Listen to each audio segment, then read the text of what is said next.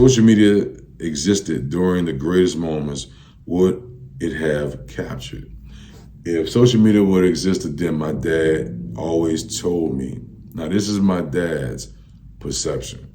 My dad told me if social media existed during my heyday, I would have been another Tupac. I personally don't agree, but I don't know how I was perceived. I know how I see me.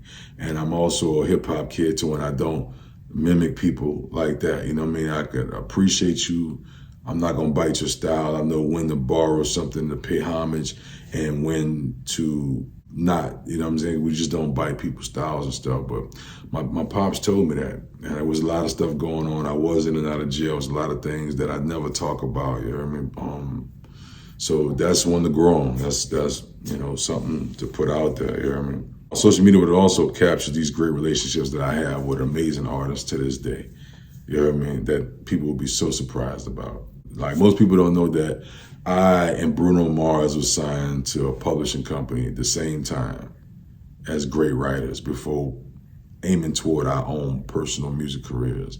And that's our own personal feat for me to know that someone of that stature and those accomplishments, we were the first people to sign. I was the first artist to start off this person's publishing group company.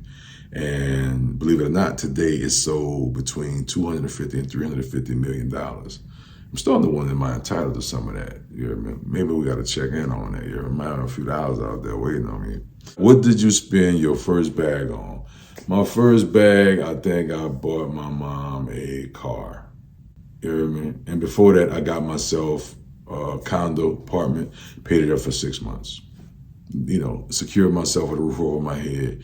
And then I got a bag, a real bag, you know, somewhat a bag. I went and bought my mom a car. You hear me?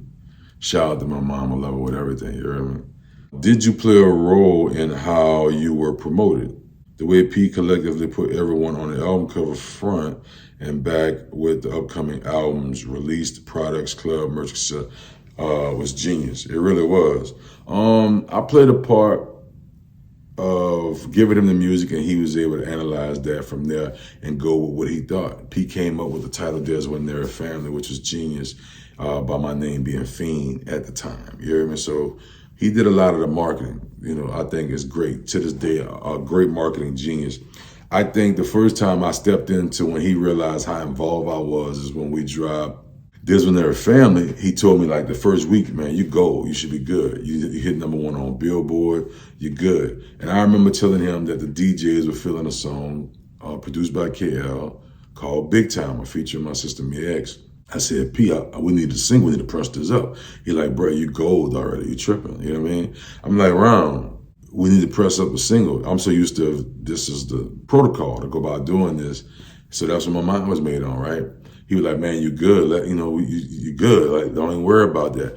One day he walked in, overheard me trying to talk to somebody on ordering some singles for Big Time, right? And instead of shitting on me, instead of checking me as a CEO, as a business person, I may have came back a week later, a couple of days later, and it was boxes pressed up with Big Time on my single already pressed up. So maybe he heard the squeaking wheel. Maybe his team told him, regardless of the fact, it came out. So for that one aspect. Street Life was totally me and Beats by the Pound. We turned that project in. So we were responsible for the marketing. Shout out to Barbara Pesca Scalito. She took the pictures on the album cover. She took the picture of the inside, me signing, sitting down, listening to the music. That was the publicist, you hear me? And shout out to Beats by the Pound for producing that album, listening, hearing me out, and turning that project in, not knowing that we had clarity on what was going to happen once we turned the album in. I thank you guys, gentlemen, to this day for that, you hear me? If you could bring back an award show, what would it be and why? Maybe the Vibe Awards or something like that. Teen Summit for sure. I know that's not an award show, but stuff like that, because it gave us something to do on the weekends. It gave us something to tune and tap into instead of idle time. And why not bring back the Ozone Awards? Shout out to my girl, Julia Beverly, for putting that together. And you know what? We need more of our own award shows too, meaning artists, meaning different areas, so people can't be in a box. You know what I'm saying? Different areas might like certain things more. I think that people are too caught up on comparing, allowing people to be personally more in your lives, and that's bigger than the music. So more people may have fan base and traction based on their interaction and their personal lives opposed to their craft. So I think that if we start doing that and take the comparison out of the art so much, we can enjoy it more. You know, comparison is the thief of joy. You just tell it takes away enjoying one's art, each own individual art. And when it comes to creating a song, what do you pick first? Walk us through the steps. When it comes to creating a song, I do different things. I was telling Smoke D the other day, I may write a verse first before I even write a chorus or a hook or a bridge. And I write a verse first and inspire myself and maybe motivate myself to go somewhere totally different when it comes to the chorus. Sometimes I do a chorus first, sometimes, but mostly I write the verse first, strange as it may seem.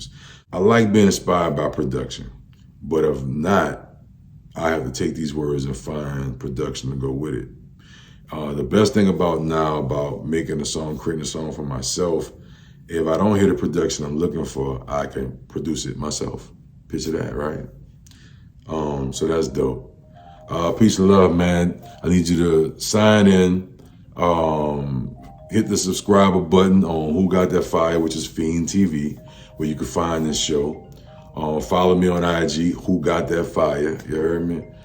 Tell a friend, somebody cool to tap in, you heard me? Today's show was sponsored by Jet Life Apparel, Sleepy Bear Apparel, Diamond Boat Collection, Diamond Boat Clothing. Also sponsored by Sickest Clothing Brand, New Era Fitteds, Polo, Diamond Boat Jewelry, Diamond Jewelry. And that's it. Always peace and love. It's your big homie. Remember, love is the answer. Who cares what the question is? Love is the answer. Who cares what the question is? And also remember, your big homie love y'all. You feel me? But most importantly, you gotta love yourselves. You feel me? Who got that fire? Tap in. Jets Jones.